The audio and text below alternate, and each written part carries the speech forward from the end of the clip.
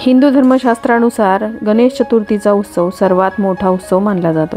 या दिवशी सार्वजनिक मंडळापासून ते घरोघरी लाडक्या बाप्पांचं स्वागत केलं जातं। गणेश चतुर्थीचा उत्सव 10 दिवसांसाठी चालतो, मात्र संपूर्ण वातावरण भक्तिमय करून जातो। श्री स्वामी समर्थ। नमस्कार सर्वांना, स्वागत आहे तुमचं माझ्या यूट्यूब चॅनलवरती। आजचा दिवस तुम्हाला खूप छान सुखाचा समाधानाचा जाऊ देत, हीच मी स्वामींच्या चरणी प्रार्थना करते आणि आजच्या या नवीन व्हिडिओला सुरुवात करते।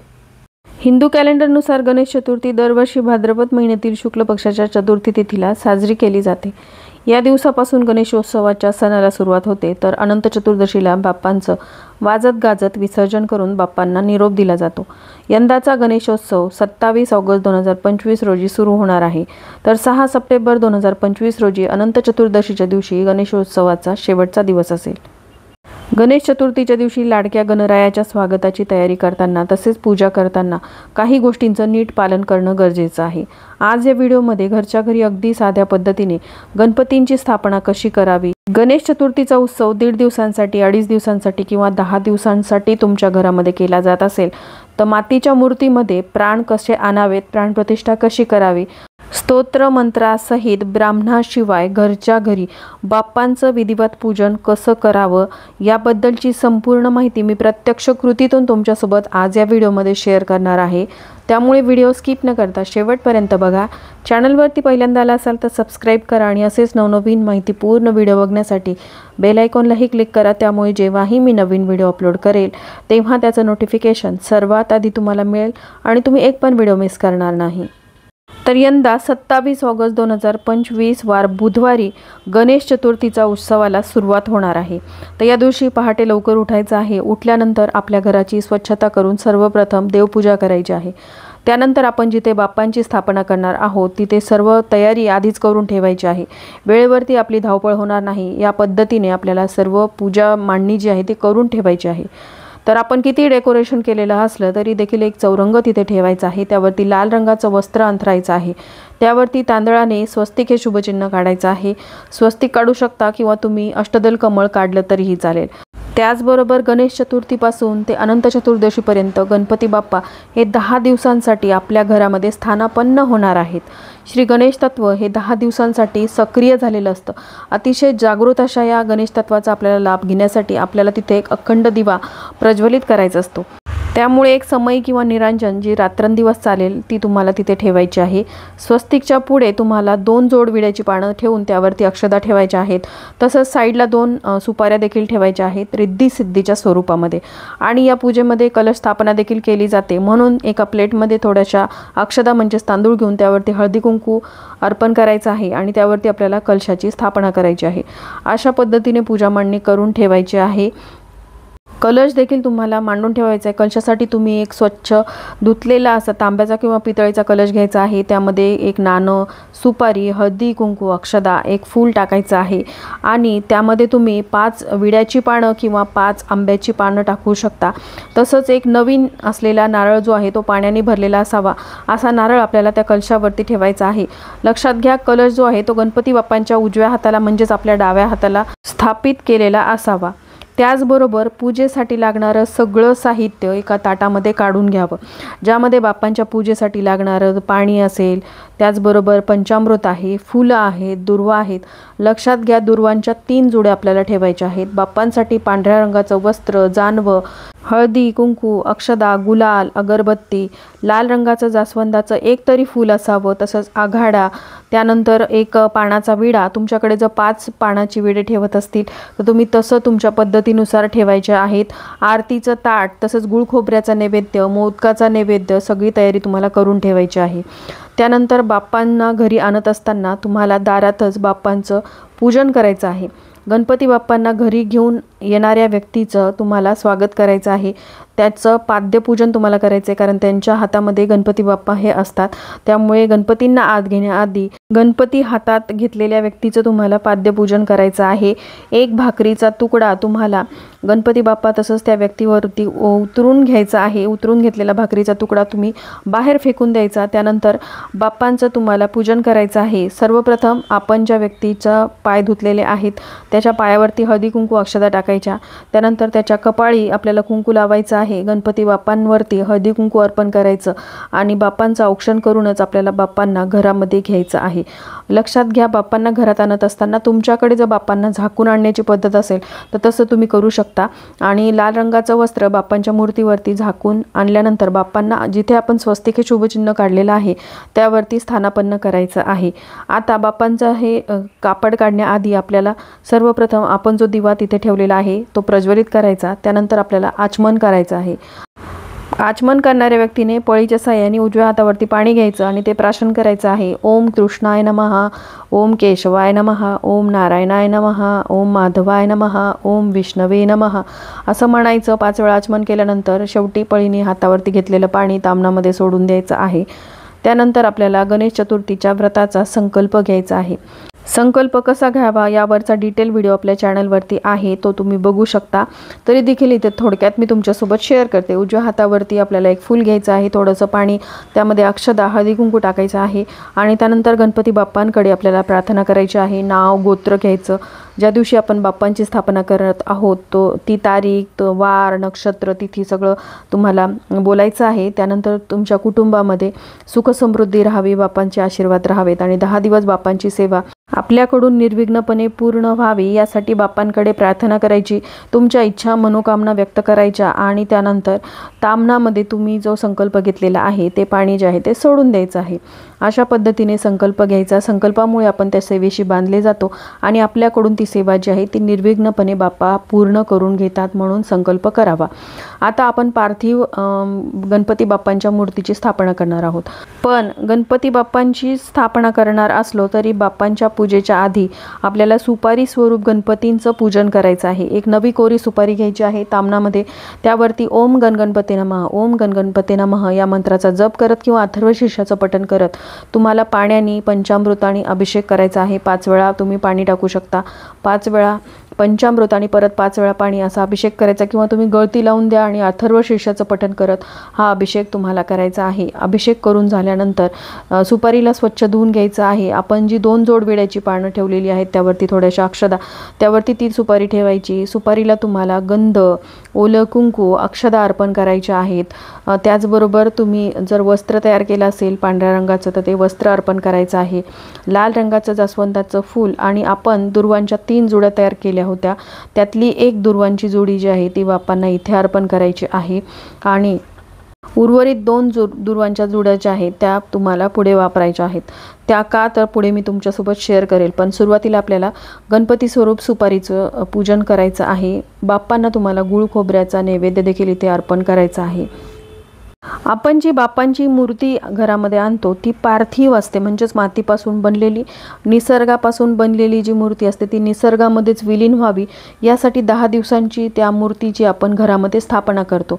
पण ती मूर्ती घरामध्ये आणल्यानंतर त्या मूर्तीमध्ये प्राण हे ओतावे लागतात, प्राण आणावे लागतात, तरच तुमच्या घरामध्ये तुम्ही गणपती बाप्पांच्या मूर्तीची स्थापना केल्याचं संपूर्ण फळ मिळतं आणि ती मूर्ती जी आहे ती जागृत स्वरूपामध्ये तुमच्या घरामध्ये वास करते, तुमच्या इच्छा मनोकामना ती पूर्ण करते। सुपारी स्वरूप गणपतींचं पूजन झाल्यानंतर दुसरा मान जो आहे तो कलशाचा असतो। कलशाचं आपल्याला पूजन करायचं आहे। कलश स्थापना आपण आधीच केलेली असते, त्यामुळे कलशाला हळदी कुंकू अक्षदा अर्पण करायच्या, धूप दीप ओवाळून एखादं फूल अर्पण करायचं। आता बाप्पांच्या वरती ठेवलेला लाल रंगाचा कपडा आपल्याला काढून घ्यायचा आहे।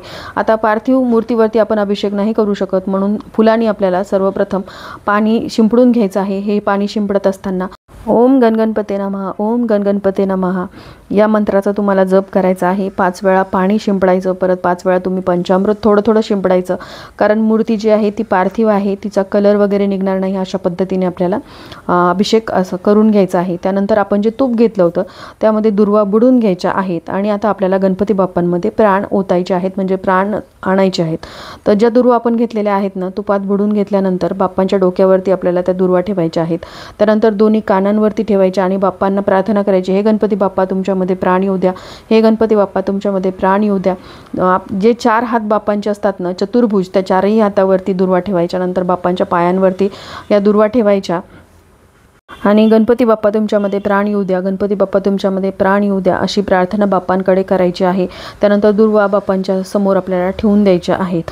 आता बाप्पांमध्ये आपण अशा पद्धतीने प्राण आणल्यानंतर मग आपल्याला बाप्पांना गंध अर्पण करायचा आहे, त्यानंतर ओलं कुंकू अर्पण करायचं, अक्षदा अर्पण करायच्या, बघा, इतर पुरुष देवतांना आपण कुंकू कधीच अर्पण करत नाहीत, पण बाप्पा हे असे पुरुष देवता आहेत ज्यांना ओलं कुंकू जे आहे ते चालतं. त्यामुळे ओलं कुंकू त्यांच्या कपाळी लावायचं आहे, अक्षदा अर्पण करायच्या, गुलाल अर्पण करायचा आहे. त्यानंतर पांढऱ्या रंगाची वस्त्रमाळ तुम्हाला अर्पण करायची आहे. तुम्ही जर जानवं तयार केलं असेल तर ते जानवं बाप्पांच्या मूर्तीला तुम्हाला घालायचं आहे. बाप्पांसाठी तुम्ही विकतचा हार घेतला असेल मोत्याचा वगैरे तर तो देखील तुम्हाला अर्पण करून घ्यायचा आहे. बऱ्याच ठिकाणी गणेश चतुर्थीच्या दिवशी बाप्पांसाठी चांदीची एखादी वस्तू घेतली जाते, जसं की जास्वंदाचं फूल असेल, चांदीच्या दुर्वा असतील तर त्या देखील तुम्ही अर्पण करू शकता. आता बाप्पांसाठी विकतचा हार घातल्यानंतर फुलांचा हार घालणं देखील महत्त्वाचं आहे. आपण 10 दिवसांसाठी बाप्पांच्या मूर्तीची स्थापना घरामध्ये करणार आहोत. मग अशा वेळेस बाप्पांना एकदा घातलेला हार तर तसाच राहू द्यायचा आणि एकावर एक हार घालत राहायचे. तर अशी चूक आपल्याला अजिबात करायची नाही, कारण सुकलेली फुलं जी असतात ती नकारात्मकता निर्माण करतात. त्यामुळे पहिल्या दिवशी घातलेला हार असेल तर तो दुसऱ्या दिवशी तुम्हाला काढून घ्यायचा आणि असंच आपल्याला रोजच्या रोज बाप्पांना नवीन हार जो आहे तो 10 दिवसांसाठी अर्पण करायचा. बाप्पांना एक तरी लाल जास्वंदाचं फूल जे आहे ते रोज अर्पण करायचं. रोज बाप्पांना दुर्वा अर्पण करायच्या. नवीन दुर्वा तुम्ही रोज बाप्पांना अर्पण कराव्यात. बाप्पांचं पूजन अशा प्रकारे झाल्यानंतर बाप्पांच्या समोर ठेवलेल्या रिद्धिसिद्धीचं तुम्हाला पूजन करायचं आहे. सुपारी स्वरूप ठेवलेल्या रिद्धिसिद्धी बाप्पांसमोर असल्यामुळे बाप्पा प्रसन्न होतात. त्यामुळे या दोन्ही सुपाऱ्या तुम्हाला पूजेदरम्यान विसरायच्या नाहीत. या सुपाऱ्यांचं तुम्ही पंचोपचार पूजन करायचं. फुलांनी त्यावरती पाणी पंचामृत शिंपडून घ्यायचं आहे आणि ह्या स्त्री देवता असल्यामुळे यांना हळदी कुंकू अर्पण करायचं, अक्षदा अर्पण करायच्या आणि फूल अर्पण करायचं आहे.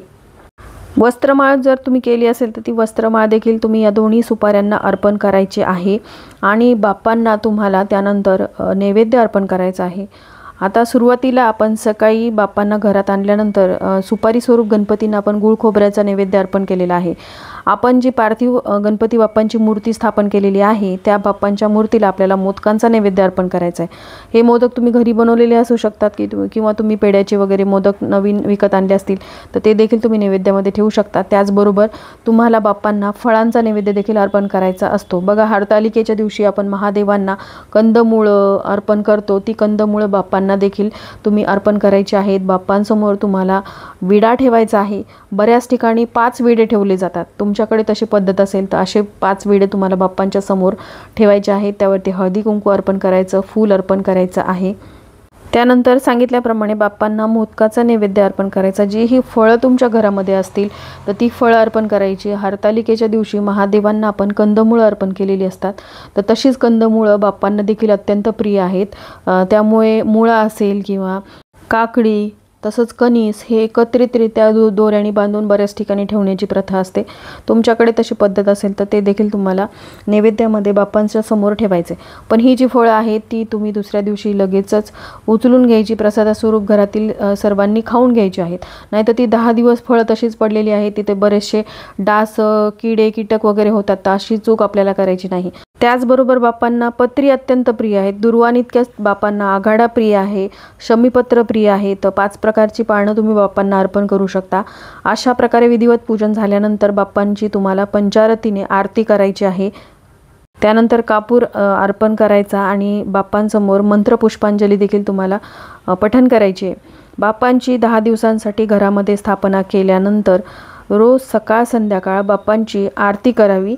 बाप्पांना रोज मोदकाचा नैवेद्य अर्पण करावा.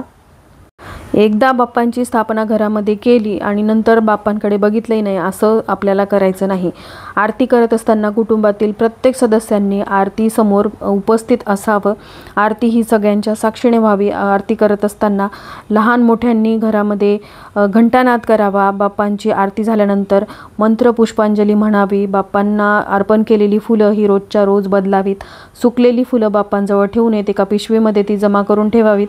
ती तुम्ही एखाद्या खड्ड्यामध्ये टाकू शकता म्हणजे बाप्पांचं विसर्जन केल्यानंतर, पण तोपर्यंत तुम्हाला एखाद्या कॅरीबॅगमध्ये किंवा एखाद्या पिशवीमध्ये ती ठेवून द्यायची आहेत. ज्यावेळेस तुम्ही बाप्पांचं अनंत चतुर्दशीच्या दिवशी विसर्जन करता त्यावेळेस ती सोबत घेऊन जाऊ शकता. पण बघा, अशी फुलं जी आहेत ती पाण्यात प्रवाहित केल्यामुळे त्या पाण्याचं पोल्युशन देखील वाढतं. त्यामुळे मी काय करते तेव्हा मी जे निर्माल्य असतं बाप्पांच्या पूजेचं ते सगळं मी एका खड्ड्यामध्ये दाबून देत असते, जेणेकरून बाप्पांचे आशीर्वाद हे आपल्या घरातच राहतील. आणि त्याचबरोबर जर पार्थिव मूर्ती आपण घरात स्थापन केलेली असेल तर ती प्लास्टर ऑफ पॅरिसपेक्षा जर मातीची म्हणजे शाडू मातीची बनलेली असेल तर ती मूर्तीचं आपण घरीच विसर्जन करू शकतो. आणि ती जी माती आहे ती आपण घरामध्ये इतर कुंड्यांमध्ये टाकली तर बाप्पांचं वर्षभर आपल्या घरामध्ये कायम वास्तव्य राहतं. असंही तुम्ही करू शकता. आता बाप्पा घरामध्ये असताना सेवा कोणत्या कोणत्या करायच्या आहेत तर पहा, बाप्पांचं तुम्ही अथर्वशीर्षाचं रोज पठण करू शकता. त्याचबरोबर बाप्पांचं संकटनाशक स्तोत्राचं पठण करू शकता.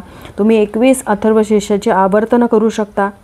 ओम गण गणपते नमः हा बाप्पांचा अतिशय प्रिय असा मंत्र आहे. या मंत्राचं तुम्ही सतत पठण करत राहायचं आहे. बाप्पांची स्थापना घरामध्ये केल्यानंतर कोणाचीही निंदा नालस्ती करू नये, कोणाचा घरामध्ये अपमान होणार नाही याची काळजी तुम्हाला घ्यायची आहे. घरामध्ये वादविवाद भांडण होणार नाही त्याची देखील काळजी घ्यायची, तरच तुम्ही केलेल्या सेवेचं स्थापनेचं तुम्हाला फळ मिळेल. अन्यथा तुम्हाला त्याचे उलट परिणाम हे भोगावे लागतात. कळत नकळतपणे आपल्या हातून काही चुका होतात आणि त्याचे आपल्याला आयुष्यभर परिणाम हे भोगावे लागतात. आणि बऱ्याचशा गोष्टी आपल्याला कळत असूनही समजत नाहीत आणि आपल्या हातून काही चुका होतात. त्यासाठी मी ही गोष्ट वारंवार सांगत आहे की तुम्हाला बऱ्याचशा नियमांचं पालन जे आहे ते 10 दिवसांसाठी घरामध्ये करायचं असतं. संसार म्हटलं की भांड्याला भांडंही लागतंच, पण आपल्याला बाप्पा घरामध्ये असल्याचं भान ठेवायचं आहे. आणि कुटुंबाच्या सुखसमृद्धीसाठी घरामध्ये कोणत्याही प्रकारचं संकट विघ्न येऊ नये यासाठी विघ्नहर्त्या बाप्पांकडे प्रार्थना करायची आहे. बाप्पांची सेवा आपल्याला 10 दिवसांसाठी करायची. आणि अशा पद्धतीने घरच्या घरी बाप्पांचं मंत्रोच्चारासहित तुम्हाला विधिवत पूजन आणि स्थापना विधी करायची आहे.